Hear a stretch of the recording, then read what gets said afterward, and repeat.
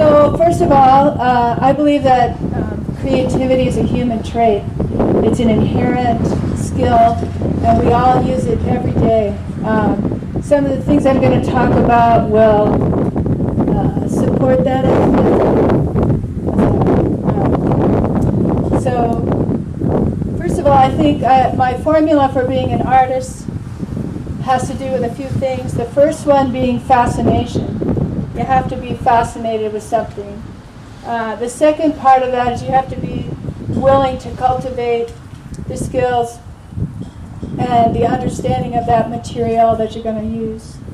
And you have to do it with integrity. I also believe that you have to be fearless.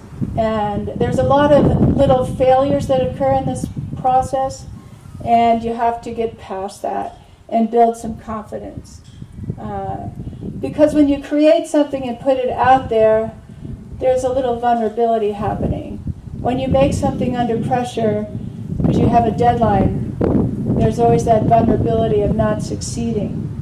But I say practice, practice, practice, like MJ talks about, will carry you through that vulnerability. So I'm going to grab some clay here.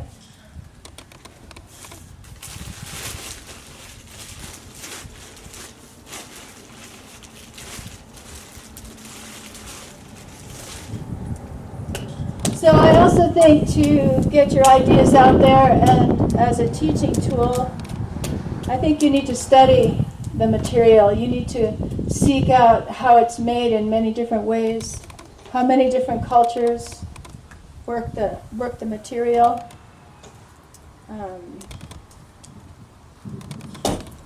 You have to develop your own aesthetic or your own voice. Maybe this will help.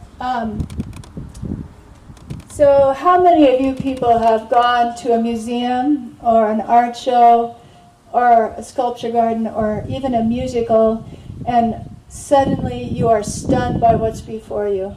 Time falls away. How many of you have experienced that? So a lot of us experience here in Montana because we have such a beautiful landscape and, sunrise, sunset, a little gem on the trail while you're hiking that you never would have seen unless you had gone there. That's a really good thing. But those kinds of things build our aesthetics. But it's also a condition I've learned. Someone called it aesthetic arrest. So we're captivated or captured by the art piece or the sculptural piece. It was coined by a guy named Stanislav Grof, who was doing research on the mind and different substances for the mind. Okay. So what is clay? So clay is mostly silica. It's found everywhere on the planet. It's the most deeply studied material of any of the materials on the planet. You can get a PhD in ceramic material science. And by example, one of the things that I thought was very cool is, do you remember when the space shuttle, they talked about putting tiles on the space shuttle? Well, when I thought about it, oh my gosh, those things are so heavy. How can that work, And then I come to find out that they're made out of spun ceramic compressed fiber. So they're like little cakes, and they're very, very light, and they insulate for temperatures above 2,000 degrees. So that's ceramic material. That's this inert stuff, this lumpy stuff I'm working with here, that I'm trying to give it a little better conditioning.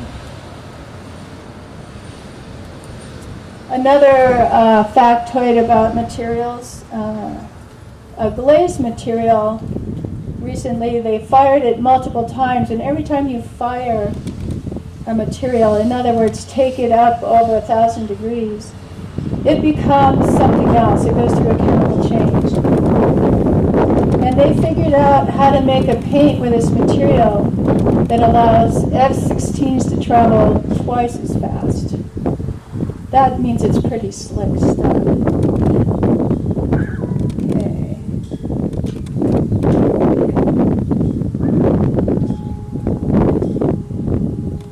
So each of these lumps of clay I brought are meant to throw a certain size bowl. And it might not survive this process, but we'll see it. See if it does.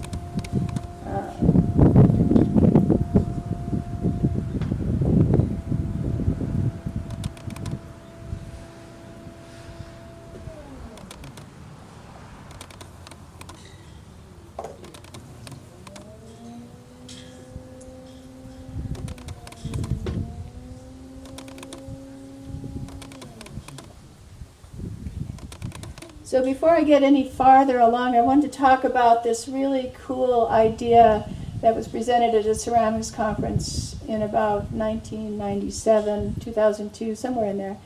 It was an anthropologist giving this keynote address, and the first thing he did was show a slide of the skeleton of the oldest human hominid, or Homo habilis, I don't know how to pronounce that right.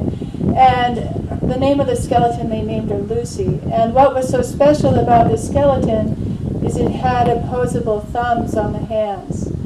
So these thumbs made it possible for humanity to move forward in a huge way. We could grasp, we could develop manual dexterity, we could become, detached from ordinary tasks. And this detachment from ordinary tasks allowed us to contemplate the future. And this anthropologist said that future is where creativity lies. Because you don't have to focus so much here, you can think about the next step or the next step. Or what if I did it this way? What if I took this rib and put it on the outside? How would it shape it? How would it make it work? So human beings are pretty lucky they have thumbs. Okay, the other part about manual dexterity that I really love, I don't know where I learned this fact, but our fingertips have thousands of nerve endings on them. And so your fingers can learn a task like they can learn to cook, fix a tire, whatever skill you do, they learn it. They become a second brain. They hold that memory. So you can talk. I can't talk a lot and do this, but you can think ahead. You can think into the future. So it gives you that ability to plan ahead and create ahead. Because once you've done this 10,000 times, maybe you'll see another shape in there that you can do and practice, because your hands know how to do it. And they give you license to move forward. I want to talk, this is just the making part. I want to talk a little bit about the things that inform my designs. And some of it had to do with my upbringing. I grew up in a very visually rich environment. My family were artists, teachers, naturalists, and my home was pretty old. I lived in eastern Pennsylvania, and the house itself, my family had lived in since the 1830s, so there was lots of stuff everywhere of every age. And that gave me a rich early conversation. But I also have an affinity and a real love of indigenous artwork. And I like the artwork because, oh dear. It happens.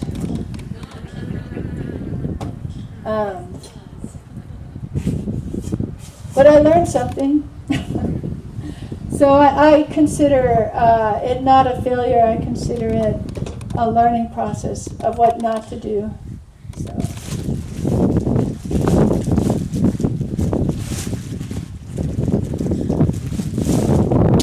This clay is pretty wet, so it doesn't hold up as well as I'd like. So I can't push it very far. But try again.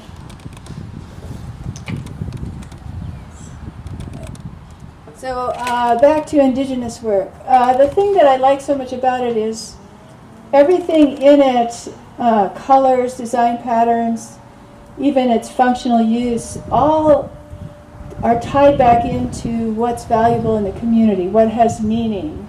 For instance, I studied African art, especially the sub-Saharan artwork in graduate school, and it was pretty clear to me that not only did all their pieces have function, but they also had meaning beyond that function. Like there were iron, they smelted their own iron and wrought their own iron in really primitive kilns. And they made these little stands that had cups on the hand, or arms out, and had little cups on the ends of them, and they were for lighting at night. So you could put oil in the cups and light those lamps. But you could see there was a loving value of that in the handcraftedness of those pieces. Anyway, I wanted to look for things around me that fit that model. And so I turned a lot to the natural world, and I was taught that originality comes from personal authenticity, from how you express what you know.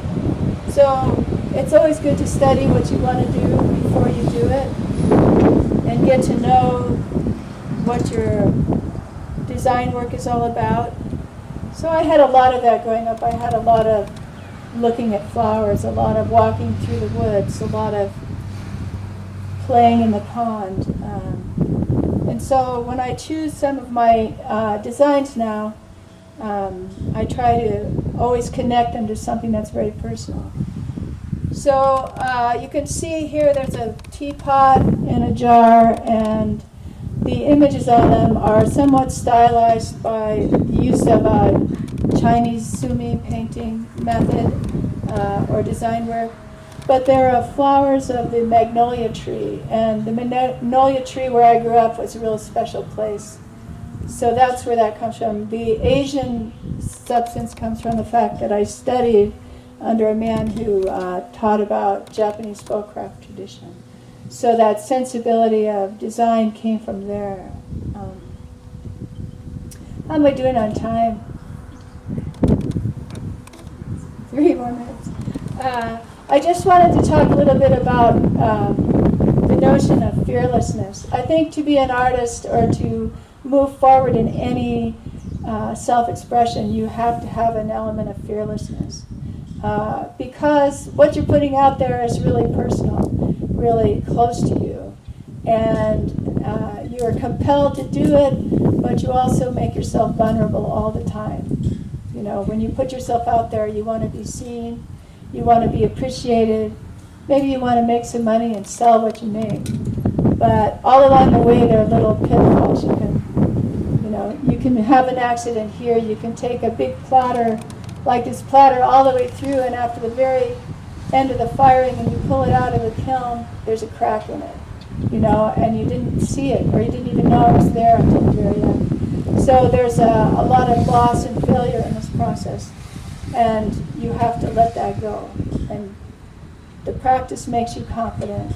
The practice brings you back to center. So, are there any questions? Any questions? No questions. I do teach classes at my studio. I'm getting ready to start an adult class session on Thursdays, or Wednesday evening and Saturday morning.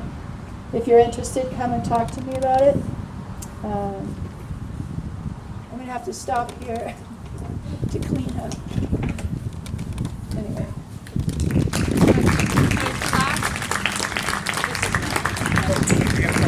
Yeah, if I could ask, what made you choose clay as your form of expression? My fascination with it, even as a child, just I could dig it out of the pond and make clay patties. I liked that it was forgiving. I liked that it was plastic. I'm really bad at working with wood or anything you have to cut to fit the size. I'm terrible at it. But with clay, if I make a mistake, I can work this clay back up into a ball and reuse it. And I've never minded failing. I've never minded having to practice. And that's where fascination comes in, fearlessness comes in. So thank you.